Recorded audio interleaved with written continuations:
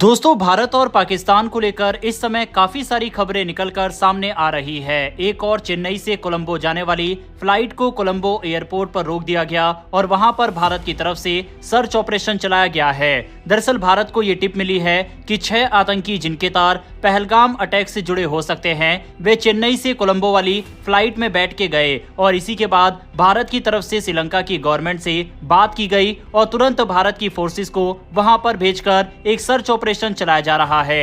इसके अलावा भारत की तरफ से पिछले 6 घंटे में पाकिस्तान के ऊपर डिप्लोमेटिक एक्शन काफी तेजी से लिए जाने शुरू कर दिए गए हैं। एक तरफ भारत की तरफ से सोशल मीडिया पर मौजूद सभी पॉपुलर पाकिस्तानी सेलिब्रिटी के अकाउंट्स को बैन किया गया, यहां तक कि पाकिस्तानी प्रधानमंत्री का यूट्यूब चैनल को भी बैन कर दिया गया। तो इससे पिछली वीडियो में हमने आपको बताया था कि भारत की तरफ से कंप्लीट ट्रेड पर भी बैन पाकिस्तान पर लगाया गया और जो इनडायरेक्ट ट्रेड भारत से पाकिस्तान या फिर पाकिस्तान से भारत में हुआ करता था, चाहे दुबई के रास्ते या फिर किसी और देश के रास्ते, उसको भी अब पूरी तरह से बंद कर दिया गया। इतना ही नहीं, मर्चेंट जहाज को जिसमें भारत के झंडे या फिर पाकिस्तान के झंडे लगे होंगे, ना तो पाकिस्तान के झंडे वाला जहाज भारत में आएगा और ना ही भारत के झंडे वाला या कोई भी भारतीय जहाज पाकिस्तान के बंदरगाह पर जाएगा। ये भी बड़ा फैसला लिया गया है। इसके अलावा जो पार्सल पाकिस्तान से आया जाया करते हैं या फिर जो मेल्स वगैरह, इन सबको भी भारत की तरफ से सस्पेंड कर दिया गया। पाकिस्तान से ऐसा कोई भी सामान नहीं आ सकेगा। ये सभी एक्शन भारत के द्वारा पिछले कुछ ही घंटों में उठाए गए और इसको लेकर पाकिस्तान के अंदर पैनिक का माहौल है। पाकिस्तान की तरफ से जहां बैलिस्टिक मिसाइल का परीक्षण किया गया, तो दूसरी तरफ पाकिस्तान के मंत्री अलग अलग न्यूज चैनल पर जाकर भारत की कंप्लेन करते हुए दिखाई दे रहे हैं। यहाँ तक कि पाकिस्तान के रक्षा मंत्री ने तो भारत को धमकी देना शुरू कर दिया है। इंडस वाटर ट्रीटी के सस्पेंड होने के बाद पाकिस्तान इतना ज्यादा बौखलाया हुआ है, उसको डर है कि भारत पूरी तरह से पाकिस्तान का पानी अगर रोक देता है तो पाकिस्तान की जनता प्यासी मर जाएगी और इसको लेकर पाकिस्तान के रक्षा मंत्री की तरफ से भारत को धमकी दी गई है। उनकी तरफ से बताया गया है कि अगर भारत की तरफ से इंडस रिवर पर डैम वगैरह बनाए जाते हैं तो पाकिस्तानी सेना की तरफ से उन स्ट्रक्चर को उड़ा दिया जाएगा।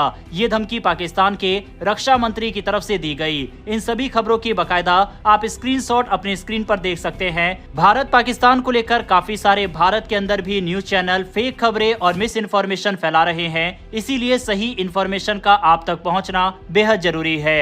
पिछली वीडियो में भी हमने डिस्कस किया था कि किस तरह से एक नैरेटिव वॉर पाकिस्तान की तरफ से सेट करने की कोशिश की जा रही है, जिसमें कई भारतीय भी फंस रहे हैं। इसीलिए सही इन्फॉर्मेशन का आप तक पहुंचना बेहद जरूरी है। दूसरी तरफ दोस्तों, अब तुर्की के ऊपर एक्शन उठाने की मांग भारत के अंदर जोरों शोरों से उठने लगी है। दरअसल तुर्की की तरफ से जिस तरह से पाकिस्तान की मदद की जा रही है, उसको लेकर कई डिफेंस एक्सपर्ट्स और फॉरेन अफेयर्स को बारीकी से समझने वाले एक्सपर्ट्स की तरफ से ये कहा जा रहा है कि अब भारत को तुर्की को भी लपेटे में लेना जरूरी है। दरअसल इस समय भारत की वजह से तुर्की को काफी ज्यादा फायदा हो रहा है। हाल ही में एक रिपोर्ट सामने आई जिसमें बताया गया कि तुर्की की एयरलाइन टर्किश एयरलाइंस को इंडिगो के साथ कोड शेयर एग्रीमेंट से जबरदस्त फायदा हो रहा है। ये दोनों एयरलाइंस मिलकर अमेरिका और यूरोप के 30 से ज्यादा शहरों तक फ्लाइट चलाती है, लेकिन इसमें तुर्की को ज्यादा फायदा मिल रहा है। अब सवाल ये उठता है, क्या ये सही है? क्योंकि तुर्की लगातार पाकिस्तान का समर्थन करता आया है। खासकर कश्मीर मुद्दे पर तुर्की ने पाकिस्तान को खतरनाक ड्रोन तक दिए हैं और दोनों देश साथ में मिलकर 5th जनरेशन फाइटर जेट तक बना रहे हैं। हाल ही में तुर्की के 6 मिलिट्री ट्रांसपोर्ट एयरक्राफ्ट पाकिस्तान में लैंड हुए, जिसमें डिफेंस का सामान था।